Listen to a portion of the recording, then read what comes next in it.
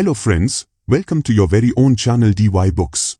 Today we will talk about a book that has inspired leaders, generals and businessmen for centuries, The Art of War. This book written by Sant Isidhu is the key to success in every sphere of life, not just war. In this video, we will understand the 10 most important lessons of this classic book in simple language, so that you can apply them in your daily life. So if you are excited to know about strategy, leadership and success, then watch this video till the end. Let's begin. Lesson 1. Importance of planning. The first and most important lesson of The Art of War is planning. Sant Isidhu says that before starting any battle, it is very important to plan it thoroughly. A good planning includes many things, such as knowing your enemy, identifying your strengths and weaknesses, and choosing the right time and place for the fight. Imagine, what will happen if you sit for an exam without preparation? Obviously, the chances of failing will be very high. Similarly, starting any work without planning is inviting defeat. To make a successful strategy, you have to pay attention to every aspect. You have to think about how many resources you have, what are your enemy's strengths and weaknesses, and what you should do in which situation. Let's take a real-life example. Suppose you want to start a business. If you start a business without doing market research, without financial planning, and without understanding the competition, then the chances of it failing will be very high. But if you make a good business plan in advance, in which you will analyze all these things, then your chances of being successful will increase manifold. Planning is very important not only in war or business, but also in our daily life. If we plan our daily routine, then we will be able to do more work in less time and stress will also be reduced. So, always remember planning is the key. Before starting any work, plan it thoroughly so that you can take one more step towards success. Planning gives you stability in an environment of uncertainty and takes you in the right direction. Therefore, give importance to planning in every aspect of your life and move towards success. Lesson 2. Waging War. Sant Isidhu says that war is a costly and time-consuming affair. Therefore, it should be ended quickly and efficiently. He believed that prolonged wars waste resources and also lower the morale of the soldiers. In this lesson, Sant Isidhu tells us how we should use our resources properly and win with minimum losses. Speed and efficiency matter a lot in an effective warfare. You should attack your enemies quickly and not give them a chance to recover. Also, you should keep your supply lines secure so that your soldiers do not run out of food and weapons. Let's take a practical example. Suppose, two companies are competing in the same market. If one company launches its marketing campaign quickly and effectively, it will be able to attract more customers than the other company. On the other hand, if that company works slowly, then its competitors will get an advantage. Similarly, in business too, you have to take quick decisions and use your resources properly so that you can stay ahead in the competition. Sant Isidhu also says that we should avoid unnecessary conflict. If a situation can be resolved without fighting, then we should adopt that path, because there is always some loss in every fight. Therefore, it is wise to take maximum benefit with minimum loss. The essence of this lesson is that we should use our resources wisely, take quick action, and avoid conflict as much as possible. This is the basic mantra of a successful strategy. The art of achieving more in less time and less resources is the real skill. Lesson 3. Attack by position. Sant Isidhu believed that positioning plays a very important role in battle. He said that we should always choose a position that gives us an advantage. This advantage can be of terrain, resources, or even timing. In this lesson, Sant Isidhu teaches us how to use our position to effectively attack the enemy. A good position gives you an advantage in both defensive and offensive cases. If you are at a high place, you can easily attack the enemies below. On the other hand, if you are in a tight place, it will be difficult for your enemy to attack you. Let's take a real-life example. Suppose you are a salesperson.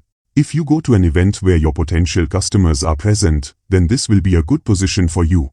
Because there you will get a chance to promote your product or service and you will be able to make new clients.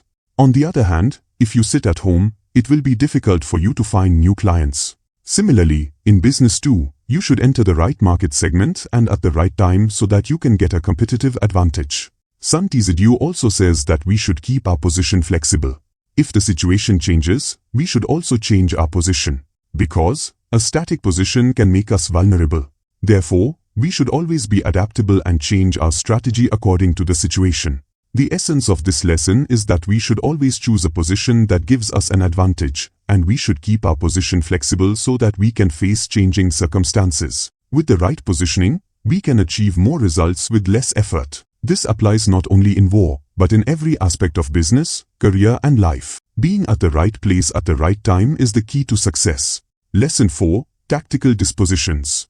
In this lesson, Sun Tzu teaches us how to organize and deploy our forces effectively. He believed that a well-organized army is more effective than an unorganized army. In this lesson, we learn how to deploy our forces keeping in mind our strengths and weaknesses, analyzing the enemy's movements. Tactical dispositions means arranging your forces in such a way that you are prepared for every situation.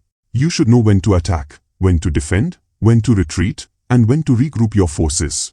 Let's take a real-life example. Suppose you are a project manager. You have a team working on a project. If you don't organize your team properly, assign responsibilities to each member, and keep communication channels clear, the project will be confused and delayed. On the other hand, if you create a well-defined structure in advance, assign duties to each member, and hold regular meetings, the project will run smoothly and be completed on time. Similarly, in business, you need to effectively manage your team, your resources, and your processes to achieve your goals. Sun Tzu also says that we should change our tactics according to the situation. The same tactic does not work in every situation. Therefore, we must remain flexible and keep adapting our strategy.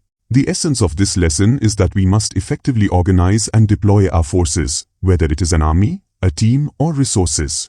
We should change our tactics according to the situation and always be prepared. With the right tactical dispositions, we can achieve more results with less effort and can also handle unexpected situations. This is important not only in warfare but in every field where we need teamwork and strategy.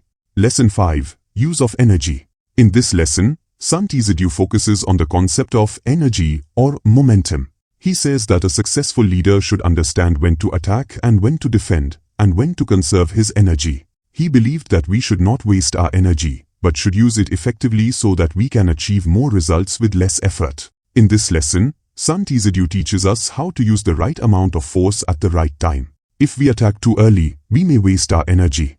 On the other hand, if we attack too late, we may miss the opportunity. Let's take a real-life example. Suppose you are an athlete who is participating in a race. If you use all your energy in the beginning, you will get tired by the end and may lose the race. On the other hand, if you move slowly in the beginning and put in all your energy in the end, then your chances of winning are higher. Similarly, in business too, you have to understand when to launch a marketing campaign, when to launch new products, and when to invest. If you do all this at the wrong time, then you can waste your resources. Sun Tzu also says that we should use our energy flexibly. If the situation changes, then we should also change our strategy. Sometimes we have to take action quickly, and sometimes we have to be patient. The essence of this lesson is that we should use our energy thoughtfully and effectively. We should use the right amount of force at the right time and change our strategy according to the situation. Energy management is important not only in warfare, but in every field where we have to manage resources and time. To achieve more results with less effort, it is very important to use energy properly. Just like squeezing a spring at the right time gives more energy, similarly taking the right step at the right time leads to success. Lesson 6. Weak Points and Strong Points. In this lesson, Sun Tzu emphasizes on identifying the enemies and your own strengths and weaknesses. He believed that a successful leader should know what are his enemies' weak points and what are his own strong points. Using this knowledge, he can make an effective strategy and achieve victory. Sun Tzu says that we should attack the enemy's weak points and defend our strong points. This is a simple but powerful principle that applies everywhere from warfare to business and daily life. Let's take a real-life example. Suppose you are participating in a debate. If you know what are the weaknesses in your opponent's arguments, then you can easily counter them. On the other hand, if you know your own strengths, then you can present your points confidently. Similarly, in business, you should know what are the weak points of your competitors and what are the unique selling points of your product or service. Using this knowledge, you can create an effective marketing strategy and stay ahead of the competition. Sun Tzu also says that we should also focus on improving our weaknesses. Just knowing the weaknesses of the enemy will not work. We will also have to overcome our weaknesses so that we are not vulnerable. The essence of this lesson is that we should analyze the strengths and weaknesses of the enemy and our own. We should attack the weak points of the enemy and defend our strong points. Also, we should also focus on improving our weaknesses. SWOT analysis, i.e. strength, weakness, opportunity and threat analysis, is based on this principle. It is a powerful tool used in business and personal development. Understanding your own and others' strengths and weaknesses is an important step towards success. Just as a skilled warrior knows the right use of both his shield and sword, a successful person correctly assesses his and others' strengths and weaknesses. Lesson 7. Maneuvering. Sun Tzu emphasizes the importance of movement and flexibility in this lesson. He believed that a successful army must be able to move quickly and change its strategy according to the situation. In this lesson, we are taught how to confuse the enemy, misdirect him, and attack him in unexpected places. Maneuvering means moving your forces in such a way that you can outmaneuver the enemy. You should not give him a chance to guess what you are going to do. You should be unpredictable and constantly change your strategy. Let's take a real-life example. Suppose you are a footballer. If you always play the same way, your opponents will know what you are going to do and they will defend you easily. But if you keep changing your playing style, sometimes running fast, sometimes passing, sometimes dribbling, then your opponents will have a hard time defending you. Similarly, in business too, you have to change your strategy according to the market conditions. If the market is changing, then you too have to adapt your strategy so that you can stay in the competition. Sun Tzu also says that we should avoid unnecessary movement. Moving just for the sake of movement is a waste of energy. We should move only when it gives us an advantage. The essence of this lesson is that we should be flexible, be able to move quickly, and keep changing our strategy according to the situation. We should avoid unnecessary movement and move only when it gives us an advantage. Maneuvering is a powerful tactic that can be used everywhere from warfare to business and daily life. By making the right movement at the right time, we can achieve more results with less effort. Just like in a game of chess, a right move can change the course of the entire game. Similarly, taking the right step at the right time leads to success. The right combination of speed and cleverness paves the way to success. Lesson 8. Variation in tactics. In this lesson, Sun Tzu emphasizes the importance of not relying on a single tactic. He believed that a successful leader should use different tactics for different situations. In this lesson, we are taught how to adapt our strategy according to the situation and how to be prepared for unexpected situations. Variation in tactics means that we should be flexible and keep changing our strategy. We should not stick to a single tactic, because the enemy can easily counter it. We should be unpredictable and not give him a chance to guess what we are going to do. Let's take a real-life example. Suppose you are a salesperson. If you give the same pitch to every customer, some customers will not like that pitch and you will miss the sale. But if you customize your pitch to each customer's needs and preferences, you have a better chance of closing the sale. Similarly, in business, you need to change your marketing strategy, product development strategy, and customer service strategy according to market conditions and customer needs. Sun Tzu also says that we should keep our tactics secret. If the enemy knows what we are going to do, he will prepare for it and our tactics will fail. The essence of this lesson is that we should be flexible, use different tactics for different situations, and keep our tactics secret. We should always be prepared for unexpected situations. Variation in tactics is a powerful principle that can be used everywhere from warfare to business, sports, and daily life. Instead of relying on a single tactic, it is wise to change your strategy according to the situation. Just like a flowing river keeps changing its direction, a successful person changes his strategy according to the situation. Adaptability is the key to success. Lesson 9. The Army on the March. Sun Tzu focuses on the movement and discipline of the army in this lesson. He believed that only a well-organized and disciplined army can move effectively and win a battle.